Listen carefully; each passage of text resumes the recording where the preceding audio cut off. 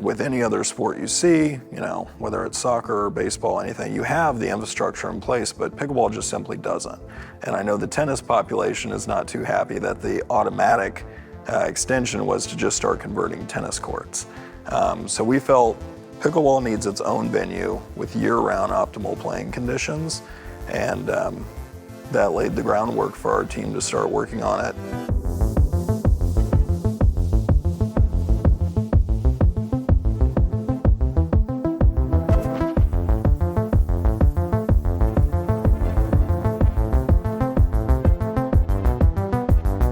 Hello, welcome back to the Future of Pickleball. You know what we do here. We meet with the movers and shakers, the people that are in the sport, that are driving it, guiding it, taking it where it's going to go. I want to introduce Jay from Ace today. Jay, welcome to the show. Thank you for having me on. This is kind of cool. I love what's going on in the pickleball world, where the business, the professional developers are coming into the sport. What might be kind of interesting for our viewers, give me a little bit of an idea as to how you got into pickleball. How did you discover it, and then when did it mean something to you? Yeah, well, it started during the shutdowns of COVID for me. I think like millions of other players, that's when I discovered pickleball. My wife and I were actually living down in Southwest Florida at the time, and we just so happened to have 6 dedicated courts in our community. And so one day we figured we're going to give this a shot and see why is there always a crowd of 60, 70, 80 people down there in the mornings. And, I remember actually the first experience with it as these 2 nice gentlemen, they're a lot of retirees in the community there, and they were in their early 70s, and I thought, okay, well, I'll take it easy. I got the floor wiped with me, so I was hooked at that point. My wife and I just both fell in love with it. It was something we could get out there and do, and we found ourselves playing multiple times a day. And, that really opened up my eyes to even the tournament scene that was taking place. So in Punta Gorda at the Pickleplex there, they run a lot of tournaments. And so I was able to start entering in and seeing that the growth that was there, this was beyond now the community, and now seeing all these people traveling in for the tournament scene. And so I was just getting a quick education into why pickleball was becoming so popular and attracting such a wide demographic and age range. So, we were loving it. And then... But now there's a big leap from, oh boy, I'm having fun with this new game, getting to play with the old people, to starting to leap into the business development side of things. Where did that come about? Well, it came from my wife, actually. So we got out of that peak time in Florida where the weather's pretty perfect for a few months. And then comes the rain, then comes the heat, then comes the mosquitoes that are large enough to carry you away. And my wife basically said, look, she's like, I can't keep playing in this heat. And a lot of the retirees that we were playing with and friends that we had made, if you're playing past 10 a.m. there, you're just melting. And, it's always raining in the morning, so it becomes very sporadic. You don't know, am I going to get to play pickleball today or not?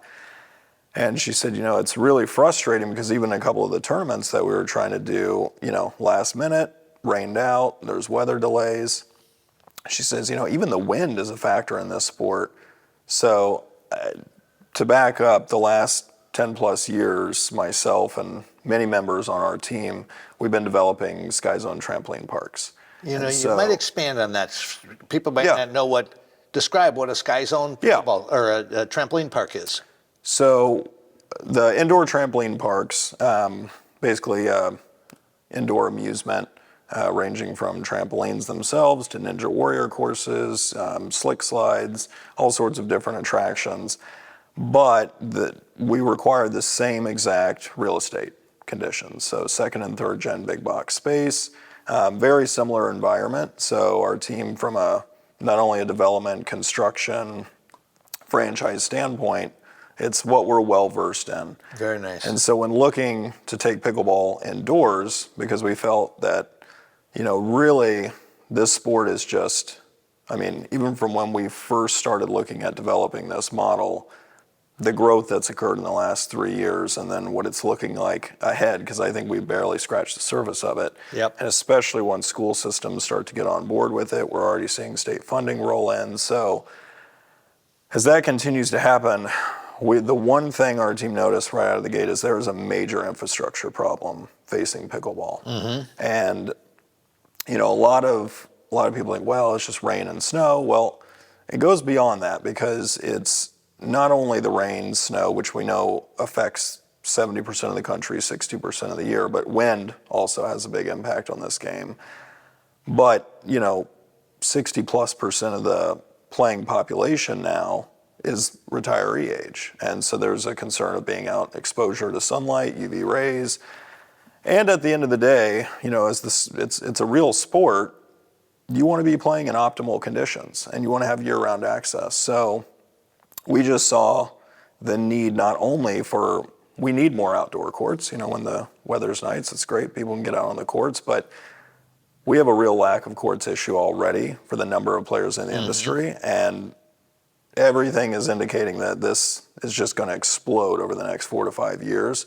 So getting indoor year-round access with optimal playing conditions is key, because we felt very strongly that if people are still forced to play on makeshift courts 3, 4, 5 years from now, or you're having to duct tape lines down, there's ways that pickleball could lose steam.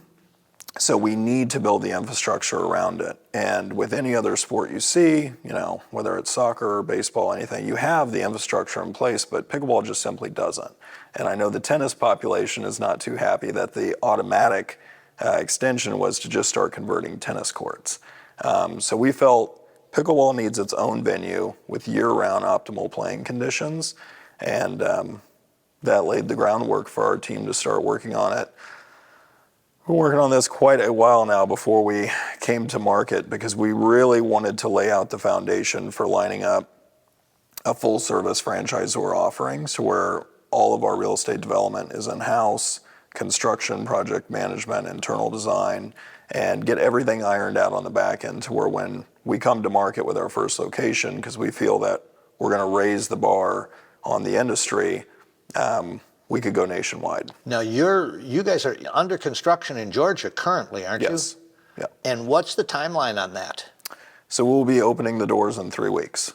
Oh, we're really close. Yes. So and then my understanding is your development team, you've got a number of franchisees already looking for sites and locations. Yeah, we have 32 franchises sold and in development. Now, I know a little bit about the franchise world. Will you work with people who are interested in buying the franchise rights to a city or individuals, or how will that work out? Yeah, it's a mix of both. So we have several groups that are established multi-unit franchisees of other brands. One of our groups owns 300 T-Mobile locations across several states. Other groups, this is their first time franchising. They're starting with 1 unit. So we're built to support a very, brand new franchisee that has zero franchise experience, which is why we needed to set the internal systems and processes in place to support them. But any franchisor is always excited to work with, proven operators of other brands. Oh yeah. And so will your franchise be it'll basically be a turnkey operation that people will be able to, how will somebody watching this in Nebraska that says we need more courts be able to figure out how to connect with you guys and what to start thinking about?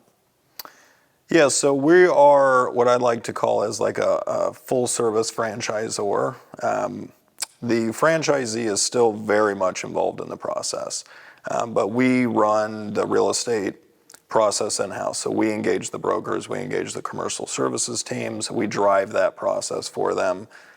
We're also doing internal design to where we can absolutely ensure that we're getting optimal spacing and an efficient design in the space.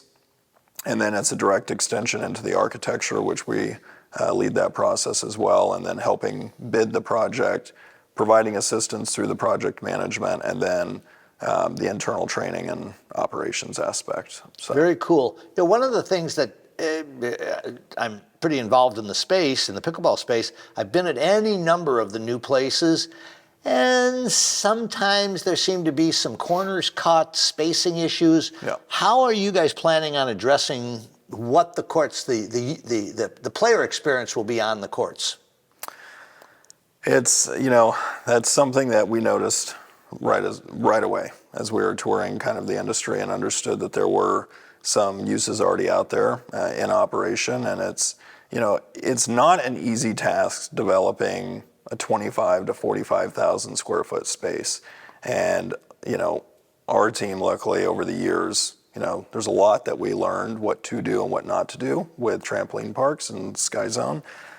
And so going into this, we knew that, our number one goal is what we're selling is an optimal pickleball experience. Mm-hmm. So that means you have to have quality control. You have to have a minimum standard that, our clear height standards. We will not look at anything less than 18 feet. We prefer 20 and above clear height. Column spacing has to meet our minimum requirements to where we know that absolutely the smallest courts we're going to have an additional 5 feet on the sides, 8 feet on the ends. Perfect. We will not go smaller than that. It's then you layer in your premium size courts, and you have to have the right ball containment. I know that drives me nuts is when I'm in the middle of a game, or especially in tournament play, you have a ball flying in from another court. You got to replay the points. So we're going to mitigate all of that. But yeah, it's really about setting those standards, and then that's why it was so critical to have internal design, because with every location we're opening, we're always evolving. With Roswell, I can tell you right now, our first franchise that's going to be opening is going to look a little different. It's going to be an improved layout because we're going to have layered in drill areas and dedicated ball machine lanes that we don't have in Roswell. Yeah. But that's just part of always evolving. Sure. Yeah. I want to ask you, with all of the trampoline Sky Zone franchisees that you have, are any of them looking at pickleball? I don't know what the majority of that network is up to, but one of our former Sky Zone franchisees, his name's TK Herman, he did join in with us, and he likely will be the first franchise opening as well. So he signed on for multiple. Nice. So now the first franchisee, what's the timeline? When would you think that that'll happen? So I think we're on track to get the first franchise open by, I would say, December of this year. Very nice. Very nice. I think we're setting up for a rather large Q1 opening, though. I'm really excited. I was anxious to meet you and hear kind of more of the details of what you're doing in the traveling that I do.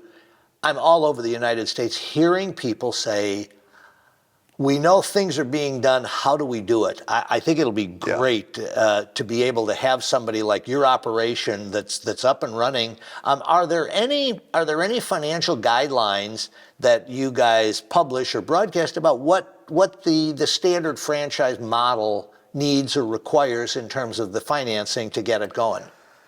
Yeah, so it's very early in this industry. So we do advise everyone that you need to plan to have the liquid capital available to fund the first deal. It's very early. We do know, and we're working with some lenders that have expressed interest and said that they're willing to lend on the use. They believe in the use and the concept, but that's not always going to be the case for everyone. So with your first unit, you need to be prepared to finance that yourself.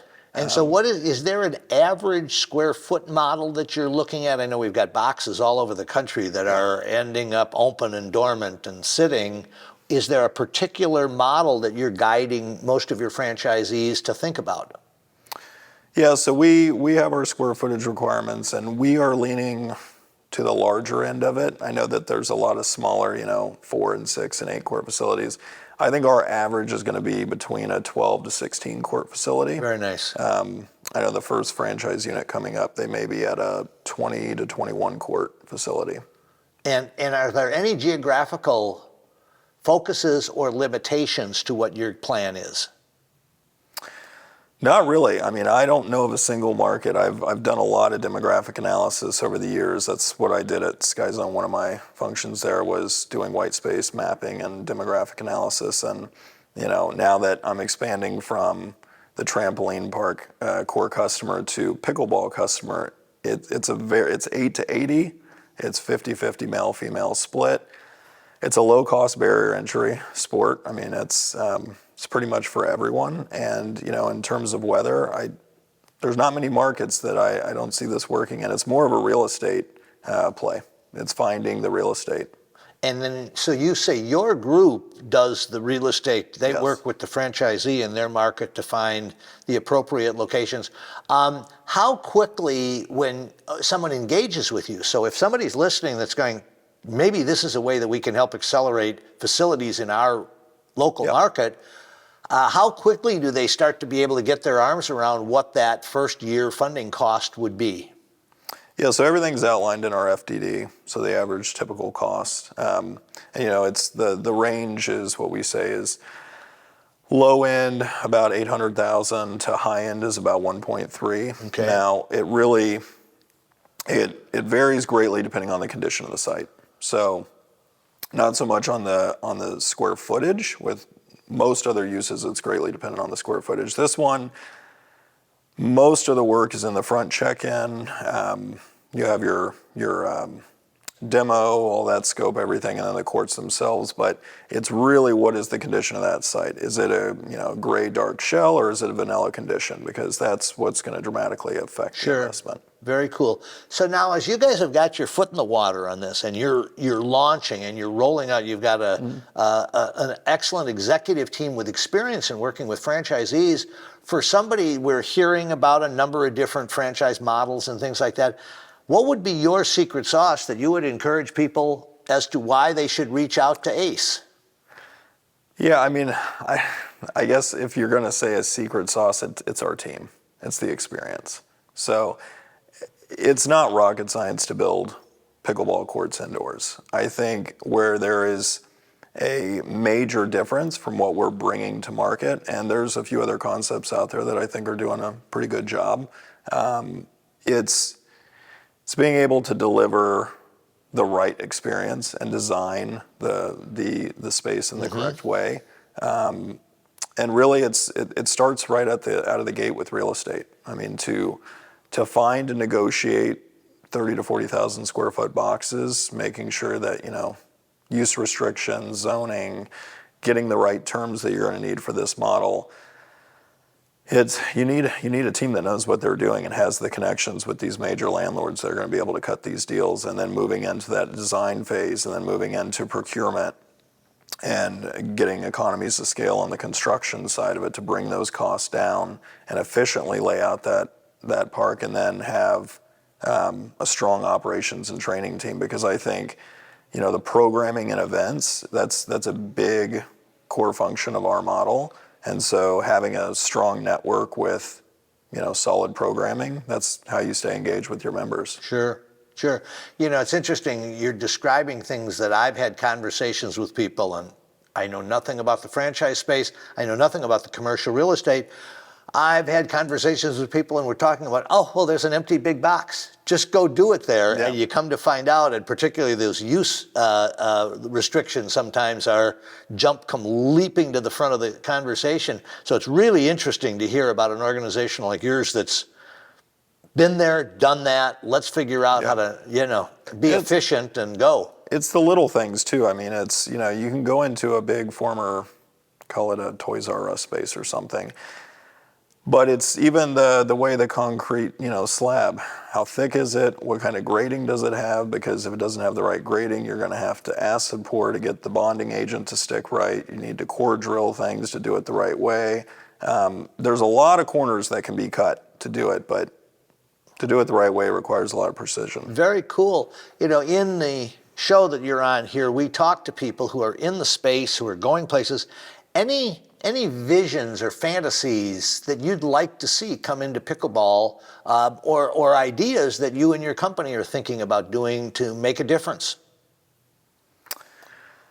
Yeah, I mean, look, I think sky's the limit in terms of opportunity and just ways this game is continuing to grow. I mean, being here at the MLP event, this is my first MLP event, and seeing the scoring and the formatting and how the function is different than that of a PPA or an APP event.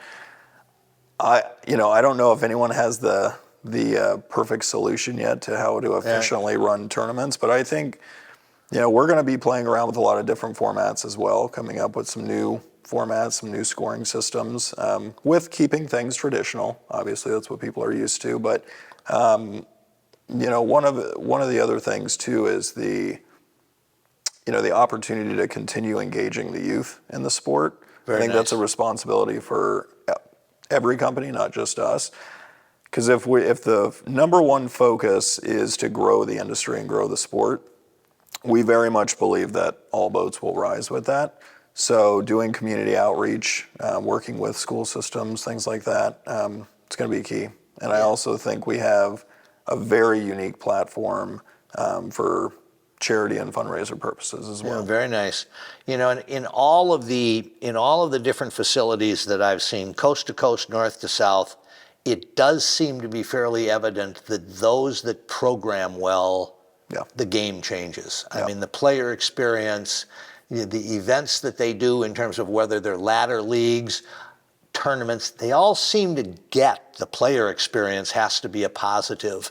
So I'm excited to hear you guys talking about programming as a big part of what you're looking to do in your franchise model.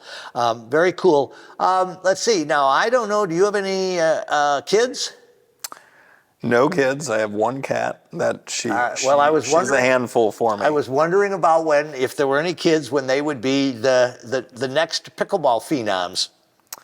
No, a few members on our team though have a few kids, and I think they may be some of our early prospects for the Ace Pickleball Club All-Star team. Very nice, very nice. Now tell me, is there any geographical area that Ace is working more consistently with than others? Are you primarily a southeastern United States? No, we're scattered all over, from basically the Bay Area. Oh, really? Yeah, Bay Area, Harrisburg, Pennsylvania, Denver, Phoenix, Fort Wayne, Indiana, all over Florida. Nice. Very nice. Very nice.